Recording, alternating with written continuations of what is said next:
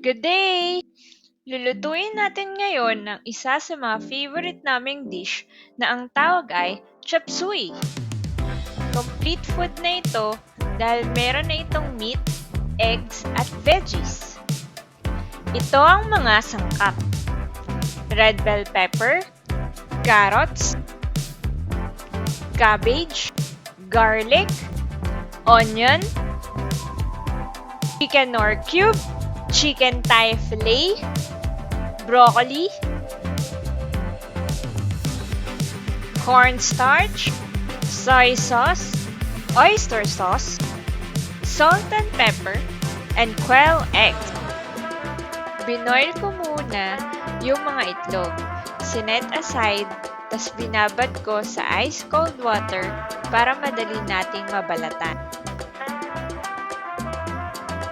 Dahil lunch natin to isa-serve, isasabay na rin natin ang pagsaing ng kanin.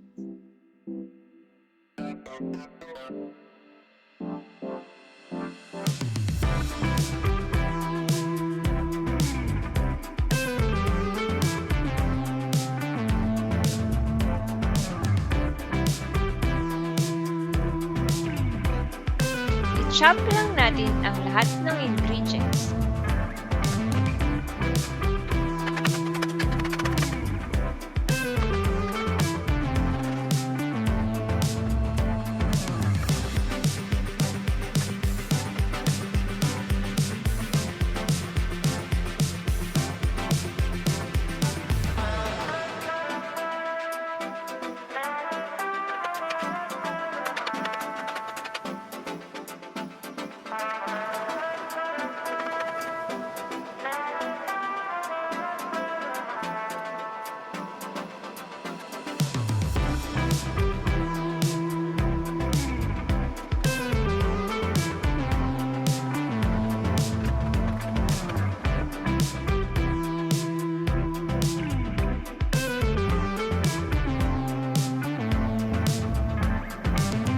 Pagkatapos, igisa na natin ang onion at ang garlic.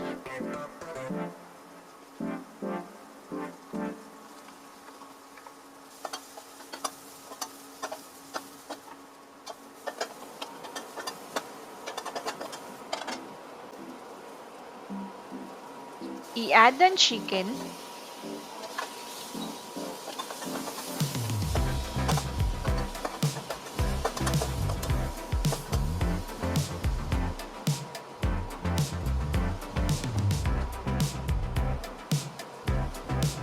I-add na rin natin yung oyster sauce at soy sauce.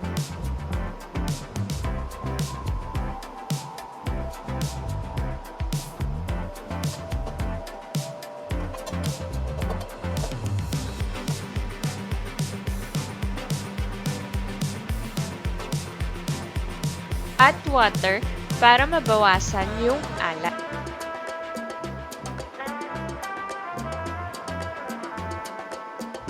Let it boil for 13 to 15 minutes. Ilagay na natin yung Knorr cube at i-mix ulit.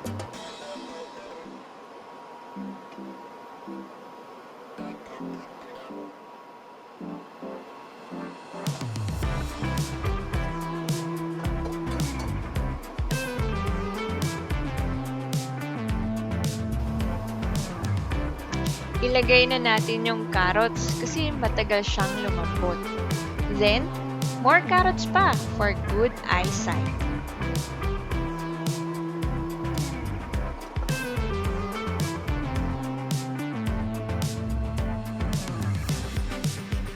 I-add yung diluted cornstarch.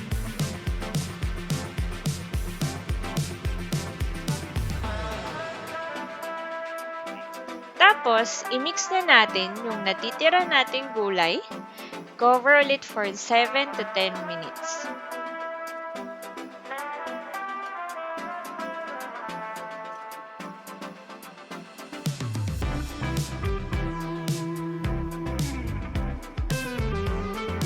I-add na natin yung salt and pepper para mabalanse natin ang lasa. Then, yung quail eggs.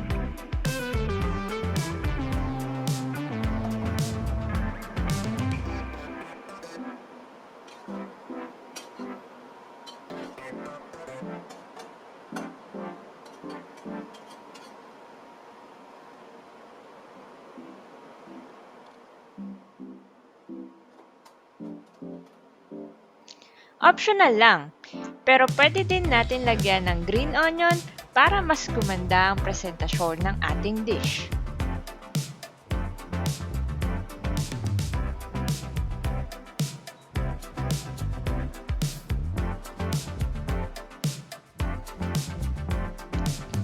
Ayan! Luto na! Pati kanin natin!